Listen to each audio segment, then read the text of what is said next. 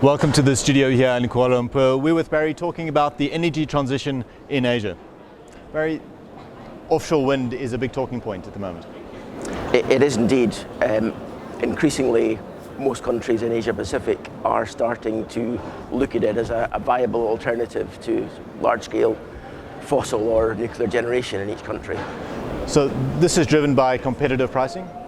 Yes, initially from Europe, where it's a very competitive market across the UK and Germany and Belgium and places like that around the North Sea. We've seen prices tumbling over the last 5 to 6 years. Every auction is getting lower, and it's got to the point now it's getting close to parity with other forms of generation, thermal generation, etc.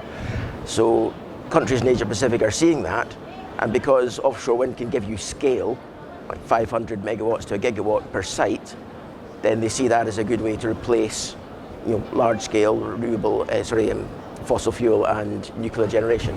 And which countries in Asia are leading adoption? At the moment, Taiwan is certainly leading.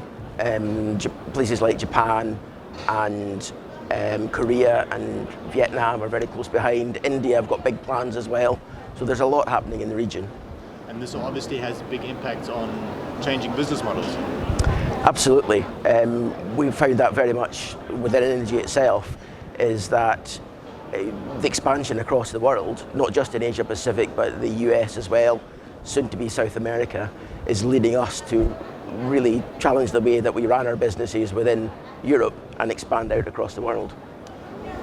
Looking into your crystal ball, what do you think are the big changes that are going to change the industry in the next 3 to 5 years?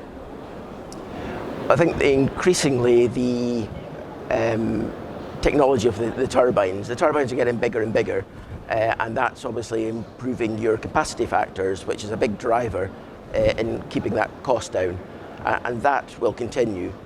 The big manufacturers are pressing that forward.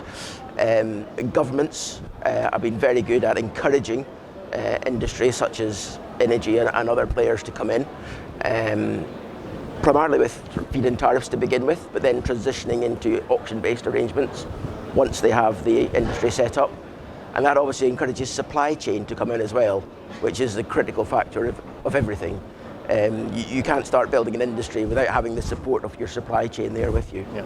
You've mentioned governments. Policy is obviously always a very important factor in this whole transition.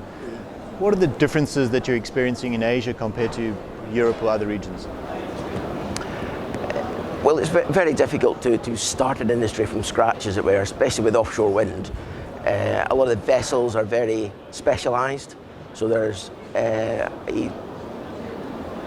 real supply shortage throughout the world, and obviously we don't want to be importing everything from Europe, so it's getting those vessels based here, and other supporting industries, as well as training these technicians, having an educated workforce who know how to work in offshore wind.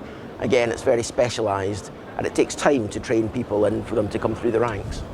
Excellent, that's very interesting. Thanks for joining us. Be sure to subscribe to our channels for more industry-related content.